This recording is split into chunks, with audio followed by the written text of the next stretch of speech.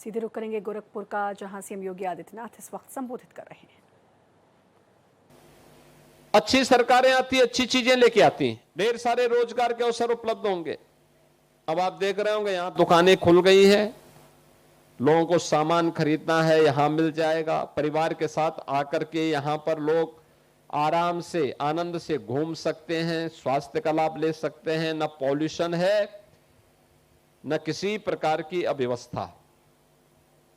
आप यहां बैठे हुए हैं, शहर के अंदर जो टेम्परेचर इस समय 40 और 38 के बीच में होगा, यहां पर आकर के वही 20 और 30 के बीच में है।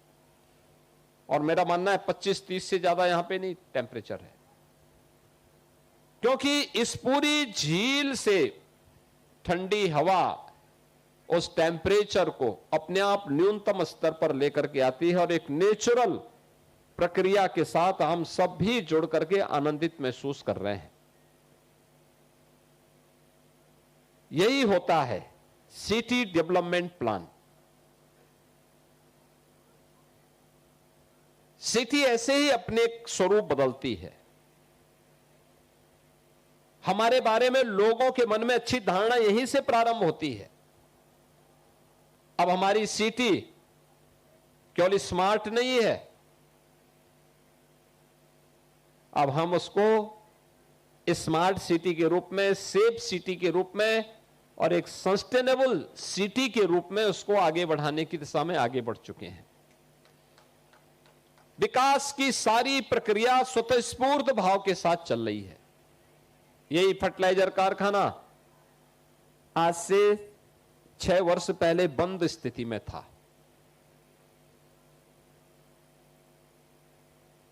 सारी गतिविधियां 1990 से बंद थी। आप सोचो 1990 से लेकर 2021 तक 31 वर्षों तक गतिविधियां बंद थी। और तो अच्छा हुआ बीच के कालखंड में एसएसबी यहां आ गई, अन्यथा यहां का स्क्रैप भी सब गायब हो गया होता। अब यहां पे एसएसबी भी है, फर्टिलाइजर कारखाना भी है और प्रदेश का एक सैनिक स्कूल भी है। सैनिक स्कूल भी है और एक केंद्रीय विद्यालय भी इस कैंपस में है। केंद्रीय विद्यालय के नए भवन के लिए भी हमने पैसा सैंक्शन कर दिया है। एक ही कैंपस में इतनी गतिविधियां एक साथ उपलब्ध हो रही हैं और इन गतिविधियों को आगे बढ़ाने के साथ ही यहां पर बेहतरीन सुविधा, तो ये पहले फेज का काम हुआ है। अभी इसको विकास की बहुत सारी संभावनाओं के साथ हमें आगे बढ़ना है। मैं स्वयं भी पहली बार यहां पे आया हूं देखने के लिए। हां, मैंने ये कल्पना जरूर की थी और मैंने ये पर्यटन विभाग को कहा था कि भाई उस ताल के बारे में, क्योंकि जब प्रधानमंत्री जी ने इस फर्टिलाइजर कारखाना का शिलान्यास किया था तब मेरे दिमाग में आया था। और उस समय केंद्रीय मंत्री श्री पीयूष गोयल जी ने भी मुझे कहा था कि योगी जी इस वाटर बॉडी के बारे में कुछ करना चाहिए, क्योंकि फर्टिलाइजर को जल की आपूर्ति भी यहां से करनी थी और इसके पर्यटन विकास की दिशा से भी इसको आगे बढ़ाना था। इसीलिए हम लोगों ने उस समय प्रयास प्रारंभ किया जो मूर्त रूप ले रहा है। उसका पहला फेज है।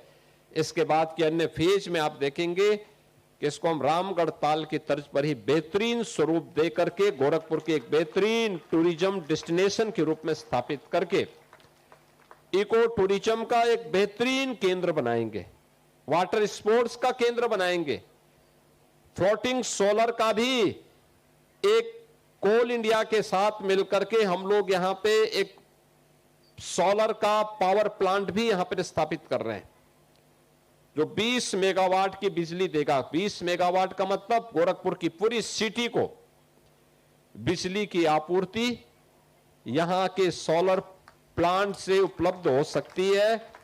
और यह याद रखना, हम जब थर्मल पावर से बिजली लेते हैं तो वह कुछ न कुछ कार्बन उत्सर्जन करता है, प्रकृति को कुछ नुकसान भी पहुंचाता है।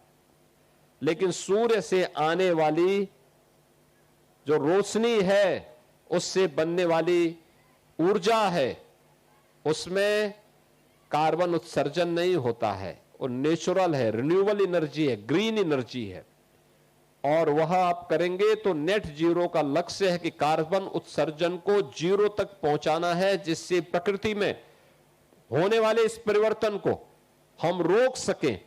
और उसको रोकने की दिशा में किए जाने वाले प्रयास का एक हिस्सा है ये। विकास की सतत प्रक्रिया को हम नगर के अंदर ऐसे ही चलाते रहेंगे, लेकिन सरकार, ये डबल इंजन की सरकार सहयोग तो कर सकती है, निर्माण तो कर सकती है, लेकिन शहरवासियों को भी अपनी जिम्मेदारियों का पालन करना होगा।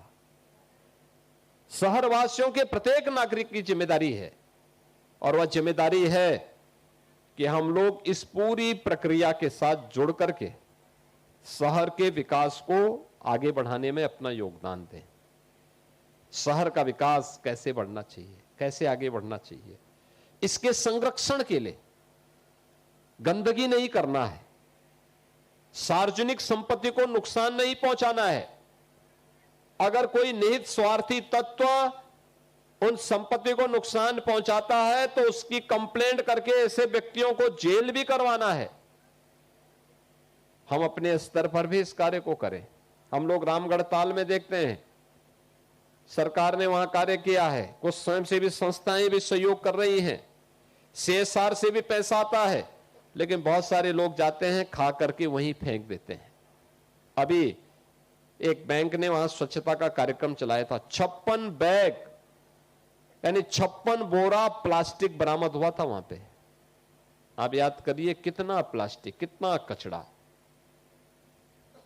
भाई अगर ऐसे ही कचरा फेंकते रहेंगे, एक दिन ताल का अस्तित्व फिर खतरे में आ जाएगा। और इसलिए प्लास्टिक फ्री गोरखपुर, स्वच्छता से युक्त गोरखपुर, गंदगी से मुक्त गोरखपुर, हरा भरा गोरखपुर,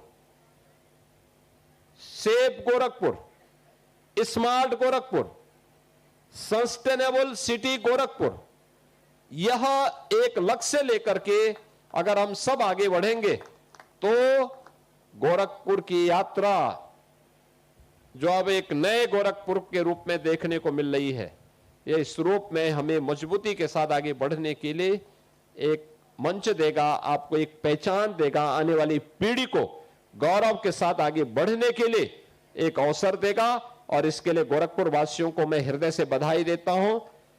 5 जून से 21 जून के बीच में प्रधानमंत्री मोदी जी के प्रधानमंत्री के रूप में